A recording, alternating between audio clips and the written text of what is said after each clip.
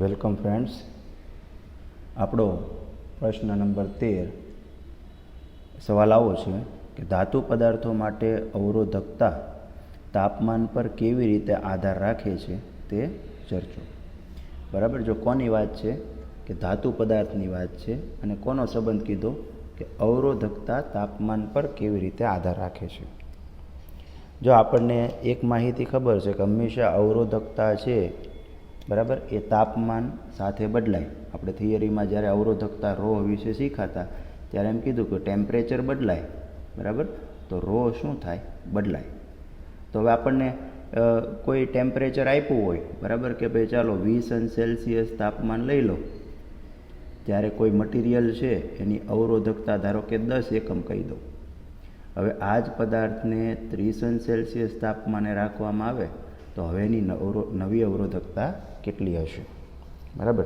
તો જો આવો કોઈ પ્રશ્ન હોય તો હવે નવી અવરોધકતા શોધવી છે તો કેમ શોધવી. બરાબર. તો એવી કંઈક સૂત્રની વાત આપણે કરીએ છીએ. સીધી અહીંયા ત્રિરાશિ માંડવાની નથી હોતી કે 20 હોય તો 30 કેટલી. આ સંબંધ એવો નથી પણ થોડો જટિલ છે. તો એ સંબંધનો સૂત્રનો જ આપણે અભ્યાસ કરવાનો છે. બરાબર. તો સૌથી પહેલાં તો અવરોધકતાની વ્યાખ્યા શું એ જોઈ લઈએ. તમને અવરોધકતાની વ્યાખ્યા કીધી હતી, એકવાર પાછી યાદ કરાવી દઉં. બરાબર. આપણું સૂત્ર છે ρ બરાબર RA/L. અવરોધકતાનું સૂત્ર આપણે આવું લઈએ છીએ અને એમાં તમને એવું કીધું હતું ભાઈ લંબાઈ 1 લઈ લો, આડછેદનું ક્ષેત્રફળ એકમ લઈ લો. બરાબર. તો L ને A1 મૂકવું તો R બરાબર શું થાય ρ. એટલે અવરોધ જ શું બને અવરોધકતા બને.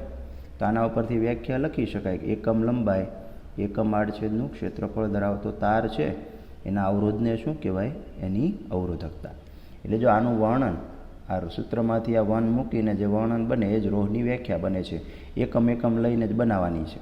એટલે જો શું બને એકમ લંબાઈ એકમ આડછેદનું ક્ષેત્રફળ બરાબર ધરાવતા વાહકના અવરોધને શું કહેવાય વાહકની અવરોધકતા કહેવાય. હવે આ અવરોધકતા માટે લાસ્ટ થિયરી જ્યારે આપણે અવરોધકતાનું સૂત્ર તાર્યું ત્યારે 2 બાબતો કીધી હતી કે ભાઈ ધાતુ પદાર્થનું તાપમાન વધારો તો એની અવરોધકતામાં શું થાય વધારો થાય.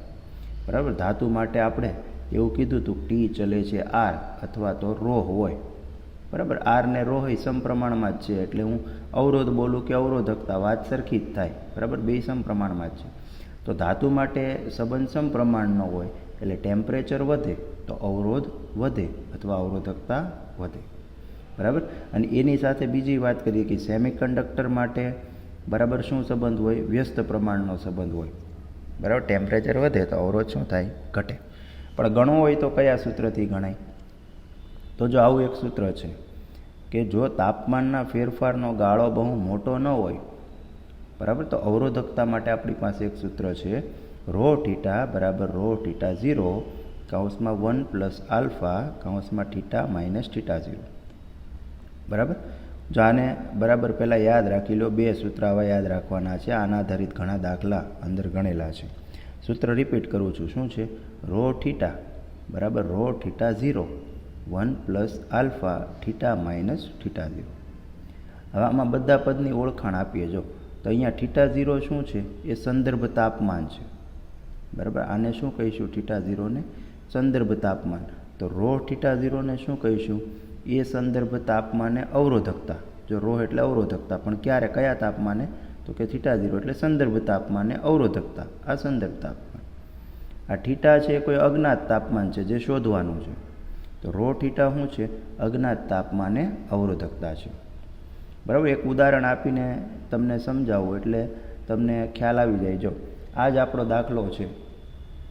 બરાબર. મેં તમને કીધું કે 20°C અવરોધકતા 10 એકમ છે તો 30°C વાહકતાને રાખો તો અવરોધકતા કેટલી થાય. તો જો આ પ્રકારનો કોયડો તમને અંદર જોવા મળશે. બરાબર.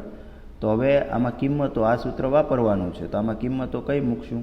તો જો મેં અહીંયા સંદર્ભ તાપમાન કીધું એ શું છે સમજો. તો સંદર્ભ એટલે શું કે 2 માહિતી તમને આપી છે એમાં એક માહિતી જ્ઞાત છે નોન છે જાણીતી છે અને બીજી અનનોન છે અજ્ઞાત છે અથવા શોધવાની છે. તો જે જાણીતી માહિતી હોય એને સંદર્ભ માહિતી કહેવાય. બરાબર. આ તમને શોધવા માટે સપોર્ટ માટે આ માહિતી આપી એટલે આ સંદર્ભ માહિતી થઈ.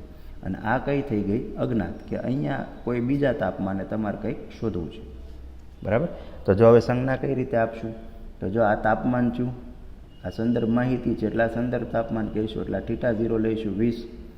બરાબર. તો એ આ સંદર્ભ તાપમાન અવરોધકતા કેટલી છે, તો આ બની જશે ρθ0, એ લઈશું 10. બરાબર. હવે આ થઈ ગયું અજ્ઞાત તાપમાન, એટલે આને કહી દઈશું θ, તો θ લઈશું 30. અને આ અજ્ઞાત તાપમાને આપણે અવરોધકતા જોઈએ છીએ, એટલે ρθ આપણે શોધવું છે. જો ખ્યાલ આવી ગયો. એટલે અહીંયા આ સંદર્ભ તાપમાન અને આ સંદર્ભ તાપમાને એ અવરોધકતાનું મૂલ્ય, અને આ અજ્ઞાત તાપમાન અને એ અજ્ઞાત તાપમાને અવરોધકતાનું મૂલ્ય શોધવું છે. તો આ 4 વેલ્યુ છે, આમાં મૂકો એટલે તમને જે માહિતી ઘટતી હોય એ મળે. બરાબર. હવે એક અહીંયા આલ્ફા છે. જો આલ્ફાની વાતે કહી દો. આલ્ફાને શું કહીશું, અવરોધકતાનો તાપમાન ગુણાંક કહીશું. બરાબર. અવરોધકતાનો તાપમાન ગુણાંક. જો આલ્ફાનું નામ છે, આલ્ફા અચળ છે, તમને દાખલામાં આપ્યો હશે. બરાબર. જેનો એકમ શું હોય, અંશ સેલ્સિયસ ઇન્વર્સ અથવા કેલ્વિન ઇન્વર્સ. બરાબર. તો સેલ્સિયસ ઇન્વર્સ અથવા કેલ્વિન ઇન્વર્સ એકમ હોય. તમે અહીંયા પારિમાણિક વિશ્લેષણથી ચેક કરી શકો. પારિમાણિક વિશ્લેષણ તમને આવડે છે. બરાબર. એમાંથી તમે આનો આલ્ફાનો એકમ લાવો તો તમને સેલ્સિયસ ઇન્વર્સ અથવા કેલ્વિન ઇન્વર્સ મળે. જો અહીંયા તમને કંઈ ખબર છે θ અને θ0 આ શું છે, તાપમાન માઇનસ તાપમાન, એટલે આ તાપમાન છે અને આ અવરોધકતા છે. તો આલ્ફાનો વિચારજો, આવો આવવો જોઈએ. બરાબર. તો અને આલ્ફા માટે 2 માહિતી છે કે આલ્ફાના મૂલ્ય ધનય હોઈ શકે, આલ્ફાના મૂલ્ય ઋણય હોઈ શકે. આ અચળાંક છે, ધનય હોઈ શકે, ઋણય હોઈ શકે.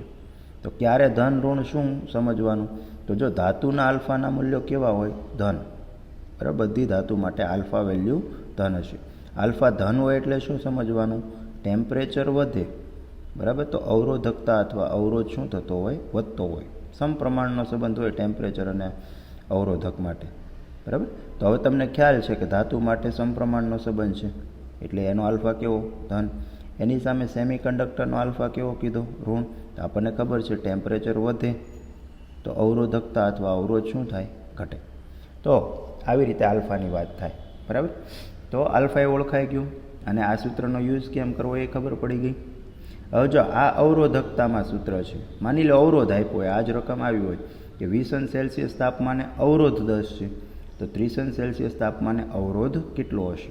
રોહની જગ્યાએ અહીંયા આર આપેલું છે, તો સૂત્ર સેમ ટુ સેમ આ જ લેવાનું છે. જો સૂત્ર આની સાથે સરખાવો, જ્યાં જ્યાં રો છે ત્યાં આર બોલો. જો તો આર થીટા બરાબર rθ0 1 plus alpha theta minus θ0. એટલે સૂત્ર સેમ ટુ સેમ છે, કિંમતોય સેમ ટુ સેમ છે. θ0 સંદર્ભ તાપમાન જ લઈશું, તો rθ0 સંદર્ભ તાપમાન અવરોધ જ બોલશું. θ અજ્ઞાત તાપમાન છે, તો rθ અજ્ઞાત તાપમાને અવરોધ છે. અને સેમ ટુ સેમ કિંમત આની જેમ જ મૂકવાની છે. હજી આ સૂત્ર યુઝ કરો તો આમાં અમુક બીજી અસ્પષ્ટતાઓ છે અથવા બીજી બાબતો ધ્યાનમાં રાખવાની છે, પણ એ જ્યારે આપણે દાખલા ગણશું ત્યારે હું તમને કહીશ. અત્યારે તમે ખાલી આ સૂત્ર અને આ થિયરી તમે ઓળખી રાખો કે તમને આ માહિતીમાં ખ્યાલ આવી ગયો હું શું કહેવા માગું છું, આ સૂત્ર શેનું છે અને કઈ રીતે યુઝ કરવાનું છે. તો અત્યારે આપણે એટલું જ જાણીશું. મિત્રો, હવે ક્વેશ્ચન નંબર 14 આવો પ્રશ્ન છે, ધાતુ તત્વો, મિશ્ર ધાતુઓ અને સેમિકન્ડક્ટર માટે અવરોધકતા વિરુદ્ધ તાપમાનના આલેખો દોરી સમજાવો. બરાબર. જો શું પ્રશ્નમાં કરવાનું છે, કોના વિરુદ્ધ કોનો આલેખ દર્શાવવાનો છે, તો અવરોધકતા વિરુદ્ધ તાપમાનનો આલેખ કહેવાનો છે કે અવરોધકતા તાપમાન સાથે કઈ રીતે બદલાય છે. અને કોના કોના માટે, કે ધાતુ, મિશ્ર ધાતુ અને સેમિકન્ડક્ટર, આ 3 પ્રકારના મટીરિયલ માટે આ રો વિરુદ્ધ ટીના આલેખની ચર્ચા કરવાની છે. બરાબર. તો આપણને ખબર છે કે અવરોધકતા છે એ તાપમાન સાથે બદલાય છે, પણ જુદા જુદા દ્રવ્યો માટે અવરોધકતાનો તાપમાન સાથેનો સંબંધ જુદો જુદો હોય છે. બરાબર. એના આલેખ જુદા જુદા મળે. તો કઈ પ્રકારના આલેખ મળે એ 1 બાય 1 આપણે ચર્ચા કરીએ. બરાબર. વૈજ્ઞાનિકોએ અલગ અલગ મટીરિયલ લીધા, એને અલગ અલગ તાપમાને રાખ્યા, એની અવરોધકતા નોંધતા જાય છે. તો જે આલેખ મળે છે અને જે ખાસિયત મળે છે એવી માહિતી આ ક્વેશ્ચનમાં ડિસ્કસ કરેલી છે. બરાબર. તો જો સૌથી પહેલાં આપણે લઈએ ધાતુ તત્વો માટે. ચાલો, આટલી માહિતી તો આપણને ખબર છે કે ધાતુ તત્વો છે એના આલ્ફા મૂલ્યો કેવા હોય, ધન હોય. ધાતુનો આલ્ફા ધન હોય, અને ધન હોય તો આપણે શું શીખવાડ્યું હમણાં, કે તાપમાન વધે તો અવરોધકતા શું થાય? વધે. સમપ્રમાણનો સંબંધ કીધો તો તાપમાન વધતા અવરોધમાં વધારો થાય, કેમ કે આલ્ફા ધન છે. હવે એ બાબત તો આપણને ખ્યાલ આવી ગઈ, પણ હવે જો ધાતુ માટે અવરોધકતાનો તાપમાનનો આલેખ દોરશો તો જો આ પ્રકારનો વક્ર મળે છે, બરાબર. તો જો આ વક્રમાં શું ખાસિયત છે, જો તો અલગ અલગ 3 તાપમાને ρ વિરુદ્ધ ટીનો સંબંધ મેં લખ્યો. જો નીચા તાપમાને, ઓરડાના તાપમાને, ખૂબ ઊંચા તાપમાને, બરાબર. હું ધાતુને ગરમ કરતો જાઉં છું કે ભાઈ શરૂઆતમાં એ નીચા તાપમાને છે, પછી રૂમ ટેમ્પરેચરે આવે છે, એટલે તમે સમજી લો 27 સેલ્સિયસ અથવા 300 કેલ્વિને લાવું છું, અને હજી વધારીને ખૂબ ઊંચા તાપમાને લાવું છું, તો એનો ρ વિરુદ્ધ ટીનો આલેખ કેવો મળે છે? તો જો નીચા તાપમાને આ વક્ર છે અરેખીય હોય છે, બરાબર, એટલે વક્ર હોય છે. ઓરડાના તાપમાને આ સંબંધ કેવો હોય છે? રેખીય, એટલે સુરેખા મળી જાય છે આલેખ. અને જ્યારે ધાતુને ખૂબ ઊંચા તાપમાને રાખો ત્યારે વળી પાછો એ વક્ર કેવો બને છે? અરેખીય બને છે, બરાબર. તો તમને આ માહિતી તમે યાદ રાખો કે અરેખીય બને, રેખીય બને, અરેખીય બને આ અલગ અલગ તાપમાને. પણ જો આ વસ્તુ આલેખમાં પાછી તમને નહીં દેખાય તો કે ભાઈ અહીંયા સુરેખા બને છે ને પાછો વક્ર બને છે, તો આમાં ક્યાં સુરેખા અને વક્ર છે? તો આ લિમિટેડ તાપમાન માટે જ આપેલો છે, આખો આલેખ નથી કે ભાઈ અહીંયા અમુક પોર્શન માટે સુરેખા બને છે પછી પાછો વક્ર બને છે, બરાબર. આની આગળનો આલેખ નથી. અહીંયા ટેમ્પરેચર તમે જોવો તો તમને ખ્યાલ આવે કે ખૂબ ઊંચા તાપમાને આલેખમાં માહિતી દર્શાવેલી નથી, બરાબર. એટલે ધાતુ માટે ρ વિરુદ્ધ ટી, બરાબર, નો આલેખ કંઈક આવો આવે છે. ચાલો, પછી વાત આવી મિશ્ર ધાતુની, બરાબર. તો જો મિશ્ર ધાતુ માટે આપણે 2 મિશ્ર ધાતુની અહીંયા ચર્ચા કરેલી છે, બરાબર. જો કઈ કઈ મિશ્ર ધાતુ? તો એક છે નાઇક્રોમ અને બીજી છે મેંગેનીઝ, બરાબર. જો કોની મિશ્ર ધાતુ બનેલી છે યાદ રાખજો, બરાબર. નાઇક્રોમ શેની મિશ્ર ધાતુ છે? નિકલ, લોખંડ, ક્રોમિયમ, અથવા આને તમારે ટૂંકમાં બોલવું હોય તો લોકોની. આમાં યાદ રાખો, તમે વિધાન બનાવી દો કે નાઇક્રોમ લોકોની, તો વાત જ નિરાળી, બરાબર. એ લોકો જ અલગ છે. એટલે જો લોકોનીમાં તમને ખબર પડી જાય, લો એટલે લોખંડ, કો એટલે ક્રોમિયમ સમજવાનું, અને ની એટલે નિક, તો આની મિશ્ર ધાતુ છે. હવે એની શું ખાસિયત છે કે જો એક તો એને અવરોધકતાનું મૂલ્ય બહુ વધુ હોય, અને એનો તાપમાન પરનો આધાર પ્રમાણમાં કેવો હોય? ઓછો હોય, બરાબર.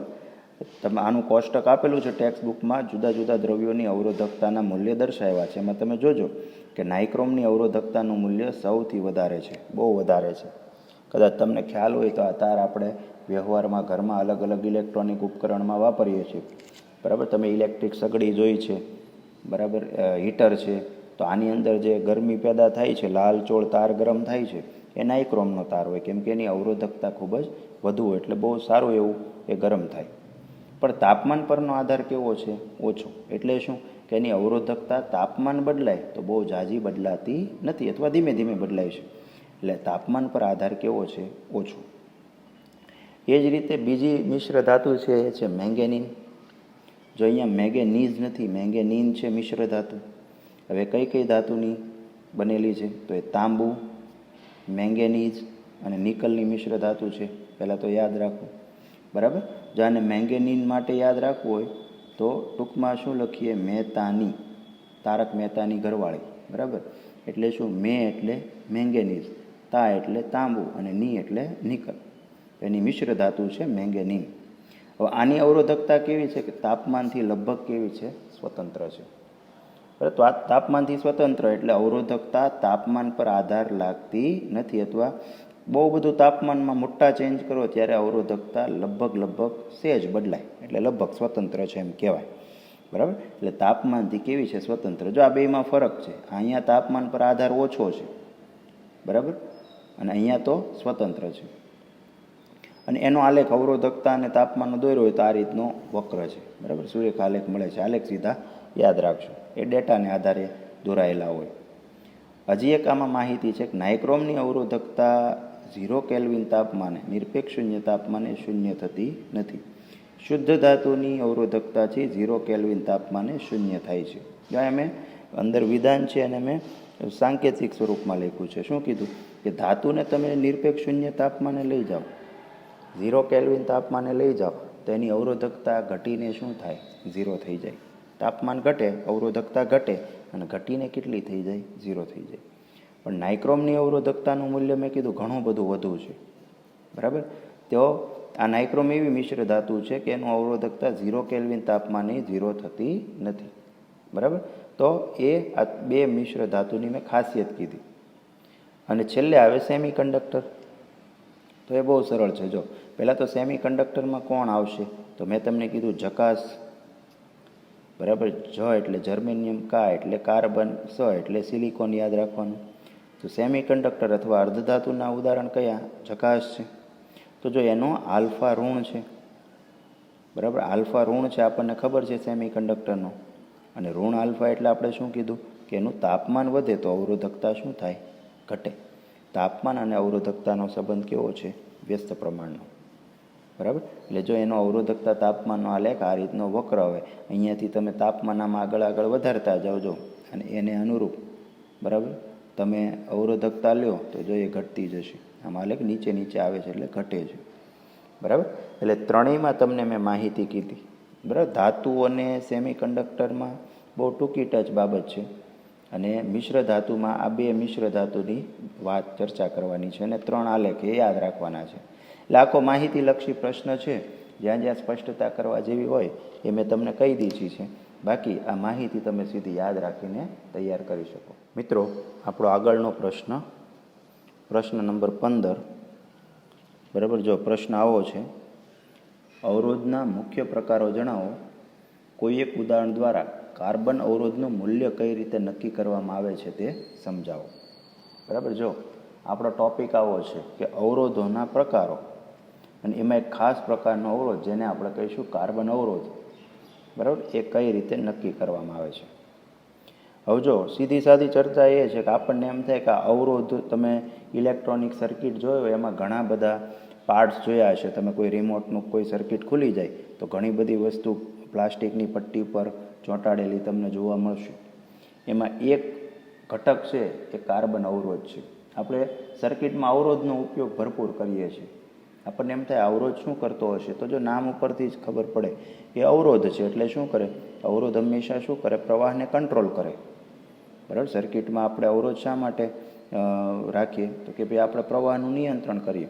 આપણે પંખાનું રેગ્યુલેટર છે અથવા વોલ્યુમ કંટ્રોલ છે, બરાબર. એ ચકડી તમે ફેરવો પંખામાં તો શું થાય? પંખાની સ્પીડ વધઘટ થાય. તો તમે ખરેખર શું કરો છો કે ચક્કર ફેરવીને તમે એનો અવરોધ વધઘટ કરો છો, એટલે પ્રવાહને કંટ્રોલ કરો છો.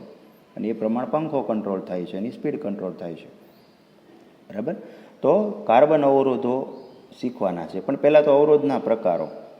તો જે ઇલેક્ટ્રોનિક સર્કિટમાં અવરોધો વપરાય એ 2 પ્રકારના હોય. એક છે વાયર બાઉન્ડ અવરોધો અને બીજું કાર્બન અવરોધો. વાયર બાઉન્ડ અને કાર્બન અવરોધો. તો જો કઈ રીતે બને વાયર બાઉન્ડ, આ ખાલી જાણી રાખી. તો વાયર બાઉન્ડ છે એટલે જો એનાથી જ ખબર પડી જાય, વાયર વીંટાળેલો હોય તો યોગ્ય આધાર પર મેંગેનીન, કોન્સ્ટન્ટન, નાઇક્રોમ જેવી મિશ્ર ધાતુના તાર વીંટાળીને બનાવવામાં આવે, બરાબર. સાદો તમારી પાસે વાયર હોય, બરાબર, એને તમે વીંટાળીને અવરોધ બનાવી શકો. તમને ખબર છે કે R બરાબર ρL/A સૂત્ર છે, બરાબર. એમાં તમે ρL, તમે એવી કોઈ ધાતુ ચોક્કસ પસંદ કરો, એની લંબાઈ ચોક્કસ લો, ક્ષેત્રફળ ચોક્કસ લો, તો તમે ઈચ્છિત મૂલ્યનો અવરોધ બનાવી શકો આ સૂત્રને આધારે, બરાબર. તો આમાં એવું જ કરવામાં આવે છે. કોઈ આધાર હોય અવાહક, એની પર મેંગેનીન, કોન્સ્ટન્ટન, નાઇક્રોમ જેવી મિશ્ર ધાતુનો તાર વીંટાળીને આ અવરોધો બનાવવામાં આવે છે, બરાબર. આ તારના નામ યાદ રાખજો. આવી ધાતુને જ વીંટાળવામાં આવે છે કેમ કે આની અવરોધકતાનું મૂલ્ય બહુ વધારે, બરાબર. બીજો એવો પ્રશ્ન પૂછાય કે વાયર બાઉન્ડમાં આ 3 જ તાર કેમ નહીં? લોખંડ, નિકલ, આવા બીજા વાયર છે, કોપર, એ કેમ નહીં? તો જો વાયર બાઉન્ડ અવરોધો બનાવે તો એની ખાસિયત હોવી પડે કે વાયર બાઉન્ડ અવરોધ માટે વપરાતા દ્રવ્યની અવરોધકતા કેવી હોવી જોઈએ? તાપમાનથી સ્વતંત્ર એવું દ્રવ્ય ચાલે, બરાબર. કેમ કે જો એ દ્રવ્ય, માની લો આ બીજા કોઈ વાયરમાંથી બનાવ્યું અને એની અવરોધકતા તાપમાન પર આધાર રાખતી હોય તો શું થાય કે ભાઈ તાપમાન બદલાશે એટલે એનો અવરોધ શું થશે? બદલાઈ જશે, બરાબર. આપણને ખ્યાલ છે કે ભાઈ કોઈ પણ ઇલેક્ટ્રોનિક પરિપથ છે ગરમ તો થવાનો જ છે. તો ટેમ્પરેચર બદલાય તો શું થાય? અવરોધકતા ચેન્જ થઈ જાય. એટલે આ મિશ્ર ધાતુનો યુઝ થાય છે. એની આ ખાસિયત હોવી જોઈએ. આ ટૂંકો પ્રશ્ન છે, યાદ રાખજો. હવે બીજું છે કાર્બન અવરોધો, બરાબર. આપણે આ નથી શીખવાના, આને ડિટેલમાં જોયું. તો કાર્બન અવરોધો શું છે? તો તમે નાના નાના નળાકાર જોયા હશે, ઉપર રિંગ હશે કલરની. હું તમને આના પછીના ચેપ્ટરમાં, બરાબર, આ બધા ઘટકો મેં તમને વિડીયો લેક્ચરમાં બતાવેલા છે, આ ચેપ્ટરમાં નથી મૂકેલા, બરાબર. ત્યારે તમે એમાં કાર્બન અવરોધો જોજો. અત્યારે તમે કલ્પના કરો અથવા યાદ રાખો. તો અથવા તમે ગૂગલમાં લખશો કે કાર્બન રેઝિસ્ટર, બરાબર, તો એ તમને એનો ફોટો જોવા મળી જશે. તો કેમ વધારે વપરાય? તો કે સસ્તા અને કદમાં નાના છે, બરાબર. ઘઉંના દાણા સાઇઝના આવે કાર્બન અવરોધો, કિંમતમાં બહુ સસ્તા છે, કદમાં એક નાના છે, એટલે ઇલેક્ટ્રોનિક પરિપથમાં એ બહોળા પ્રમાણમાં વાપરવામાં આવે છે, બરાબર, મોટી સંખ્યામાં, બરાબર, વાપરવામાં આવે, બરાબર. એમાં નોર્મલી સિરામિક અને રેઝિન જેવા પદાર્થો હોય, બરાબર, ગ્રેફાઇટની એવા પદાર્થો, એને બરાબર ઊંચા તાપમાને એને ગરમ કરી એમાંથી આવો નળાકાર પદાર્થ બનાવવામાં આવે, બરાબર. ચિનાઈ માટી ટાઈપનો પદાર્થ હોય, એનો નળાકાર કટિંગ કરવામાં આવે અને બે છેડે આવા વાહક તાર જોડવામાં આવે, વાયર જોડવામાં આવે અને કાર્બન અવરોધો બનાવવામાં આવે. હવે અહીંયા આપણે શું શીખવાનું છે એ સમજો, બરાબર. મારે કાર્બન અવરોધમાં મારો હેતુ શું છે કે કાર્બન અવરોધો જે છે એ કદમાં બહુ નાના હોય. મેં કીધું કે ચોખાના દાણા અથવા ઘઉંના દાણા સાઈઝના હોય, બરાબર. તો એ કેટલા ઓમનો અવરોધ છે જાણવું કેમ? કેમ કે એની પર આંકડો લખવો અગવડ ભરો થાય. માની લો 10 લાખ ઓમ છે, બરાબર, 1 મેગા ઓમ અવરોધ છે, તો એની પર આંકડો પ્રિન્ટેડ કરવો અઘરો પડે. એટલે થાય શું કે આવા અવરોધો ઉપર જુદા જુદા રંગના પટ્ટા દોરેલા હોય અને એ પટ્ટા ઉપરથી તમારે કેટલા ઓમનો છે નક્કી કરવામાં આવે. દાખલા તરીકે જો અહીંયા મેં કાર્બન અવરોધ દોર્યો છે, બરાબર, તો જો કેટલા પટ્ટા હોય ને કેમ અવરોધ શોધાય એ વસ્તુ અહીંયા શીખવાની છે. કે માની લો આવું ઉદાહરણ લઈએ કે એની પર આવી રીતે પહેલાં તો 4 પટ્ટા હશે, ક્યાં 4 પટ્ટા હોય, ક્યાં 3 પટ્ટા હોય. 3 આ સાથે હોય, એક થોડોક અલગથી હોય, બરાબર. તો આ 3 પટ્ટા છે, માની લો આવા કલરના છે, પીળો છે, જાંબલી છે, કેસરી છે, એ કલર ચાર્ટે જોઈએ, અને આ ગોલ્ડન છે. તો આવા કોઈ પણ રંગના પટ્ટા આપેલા હશે. તો હવે આ કેટલા ઓમનો છે એ કઈ રીતે નક્કી થાય? તો આ જાણવું એ આપણે અહીંયા શીખવાનું છે, બરાબર. તો જો એના માટે આ કોષ્ટક તમારે યાદ રાખવું પડશે. આ શેનું કોષ્ટક છે? તો આમાં જે જુદા જુદા રંગના પટ્ટા હોય, બરાબર, કયા કયા રંગના પટ્ટા હશે એ વસ્તુ આપી છે. જો તો અહીંયા પહેલું ખાનું છે રંગ, બીજું ખાનું અંક, ત્રીજું ગુણક અંક અને ચોથું શક્ય વિચલન.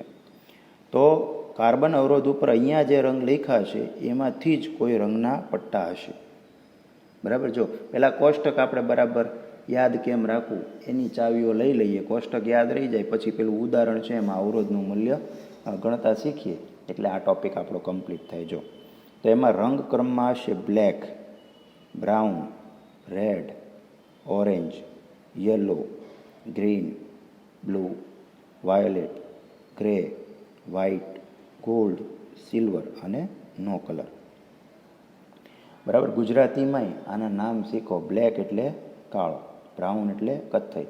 કેમ કે અંદર પછી કલરના નામ આવે છે ગુજરાતીમાં ત્યારે લોચા પડે છે, બરાબર. પછી મસિયા કાળો ને રાખોડી ને બાટલી કલર ને એવું બધું આ કલરમાં અહીંયા પ્રોબ્લેમ થઈ જાય. એટલે સ્પષ્ટ ગુજરાતી સમજો. બ્રાઉન એટલે કથ્થઈ, રેડ એટલે રાતો, બરાબર, અથવા લાલ, ઓરેન્જ એટલે નારંગી, યલો એટલે પીળો, ગ્રીન લીલો, બ્લુ એટલે વાદળી, વાયોલેટ એટલે જાંબલી, ગ્રે એટલે રાખોડી, વ્હાઇટ એટલે સફેદ, ગોલ્ડ એટલે સોનેરી, સિલ્વર એટલે ચાંદેરી. ચાંદેરી નહીં પણ રૂપેરી આવે, બરાબર. અહીંયા સોનેરી તો અહીંયા ચાંદેરી નહીં, રૂપેરી. નો કલર હોય તો કોઈ કલર નથી, બરાબર. હવે દરેક માટે જો હવે આમ અંક આપણે લઈએ કે દરેક અંક માટે જો અહીંયા તો બ્લેકમાં 0થી ચાલુ કરીને કન્ટિન્યુઅસ 9 સુધી લખવાના છે. એટલે અંકનું ખાનું આવશે, આવડી જશે. પછી ગુણક અંકનું ખાનું આવડી જશે. જો આ જે અંક છે ને 10ની ઘાતમાં ચડાવી દીધા. અહીંયા 0 છે તો અહીંયા 10ની 0, 1 છે તો 10ની 1, 9 છે તો 10ની 9, કન્ટિન્યુઅસ છે. જો અહીંયા 2 વધારે છે, 10ની -1, 10ની -2. અને આ શક્ય વિચલનનું ખાનું છે, જેમાં છેલ્લા 3માં લખવાનું 5% ± 5%, ± 10%, ± +-20%. 5, 10, 15 નથી, જો 5, 10, 20 છે, ડબલ થતા જાય છે. તો આ એઝ ઇટ ઇઝ કોષ્ટક છે એ તમારે પહેલાં તો આવડવું પડે, તો તમને કાર્બન અવરોધમાં રંગ પરથી અવરોધ લાવતા આવડે. બરાબર. હવે જો પહેલો પ્રશ્ન એમ થાય કે જો અહીંયા રંગ છે, બરાબર, એ રંગ ક્રમમાં જ યાદ રહેવા પડે. બરાબર. એકાદો રંગ આમ તેમ થાય તો અંકો ફરી જાય તો આખું મૂલ્ય ખોટું આવે. તો પહેલાં તો એ જોઈ લે કે રંગ કઈ રીતે યાદ રાખવા. તો જો અહીંયા એનું વિધાન બનાવી દો રંગ યાદ રાખવા માટે કે B B Roy go to Bombay via Gateway of India. બરાબર. આ વિધાન ઉપરથી બધા રંગ ક્રમમાં યાદ રહેશે. જો શું છે, બીબી રોય નામના વ્યક્તિ ગો ટુ બોમ્બે ગયા વાયા ગેટવે ઓફ ઇન્ડિયા, કયા રસ્તે? ગેટવે ઓફ ઇન્ડિયાથી થઈને બોમ્બે ગયા. હવે જો આમાં જો બધા રંગ સરખાવો, બી રોય, 5 રંગ આવી ગયા. જો બી રોય, અહીંયા બીબી રોય પૂરું થયું. પછી ગો ટુ બોમ્બે, પહેલો અક્ષર, તો જો go to Bombay GB. Via Gateway, વાયાનો વી, ગેટવે, વાયા ગેટવે છે, via Gateway of India. Of India છે ને, ખાલી વાક્ય સેટ કરવા માટે પાછું અહીંયા આઈ લખીને ઇન્ડિગો એટલે ગળી કલર એવું કંઈ ફિટ ન કરતા. બરાબર. અહીંયા કોઈ કલર નથી, અહીંયા પૂરું થઈ જાય છે.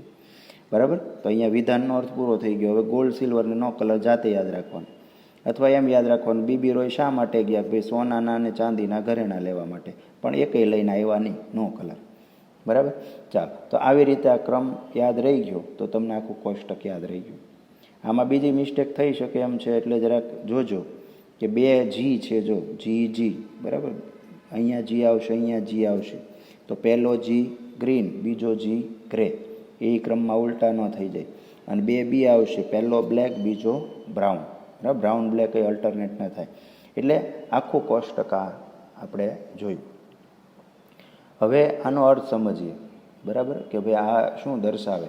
તો જો માની લો આ જ આપણું ઉદાહરણ છે કે આ કાર્બન અવરોધ તમને આપ્યો છે ને તમને એમ કે ચાલો આનું અવરોધનું મૂલ્ય શોધો. તો જો કઈ રીતે કરશું? તો જો પહેલાં તો શું કરવાનું, પ્રથમ 2 પટ્ટાના રંગ ઉપરથી તમારે પ્રથમ 2 અંકો, પહેલા 2 પટ્ટા છે એ પહેલા 2 અંકો દર્શાવે અને એના ઉપરથી એક સંખ્યા બનાવવાની. દાખલા તરીકે પહેલો પીળો છે ને બીજો જાંબલી છે. જો તો પીળા અને જાંબલી માટે આપણે જોઈ લઈએ.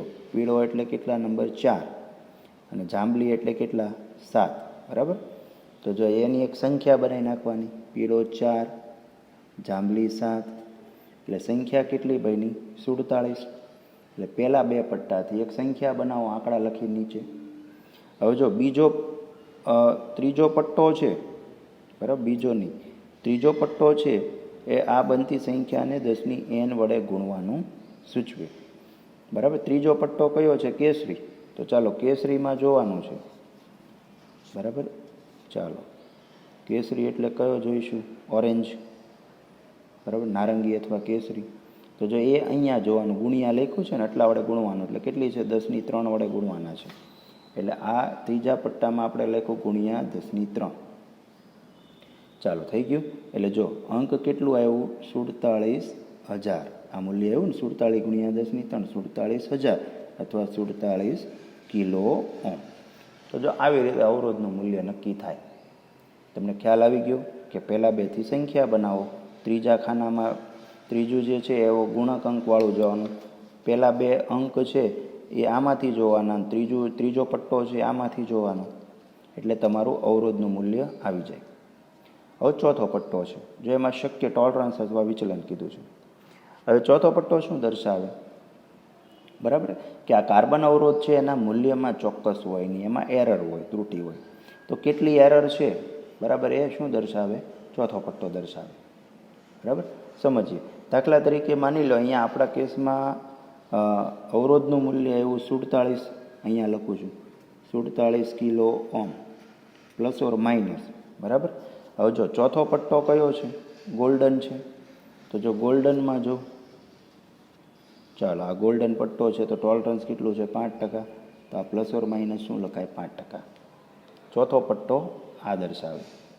એટલે આવી રીતે એને લખવામાં આવે ને એનો અર્થ શું થાય કે ભાઈ આ અવરોધ છે એમાં 5% જેટલી એરર છે, બરાબર. આ એરર નહીં સમજીએ, જો એરર છે એટલે કેટલી થાય, દાખલા તરીકે માની લો, ઉદાહરણ તરીકે લઈએ કે કોઈ અવરોધનું મૂલ્ય 100 ± 10% એવું, બરાબર. માની લો કે અવરોધનું મૂલ્ય જોયું તો 100 છે અને એનું ચોથો પટ્ટો છે એ સિલ્વર છે એટલે 10% થઈ ગયું. તો હવે આમાં ત્રુટિ કેટલી છે તો તમારે આવી રીતે ગણવાનું, 100ના 10% લઈ લેવાના એટલે 10 થાય. તો અહીંયા લખી દો 100 ± 10, 100ના 10% એટલે 10, બરાબર.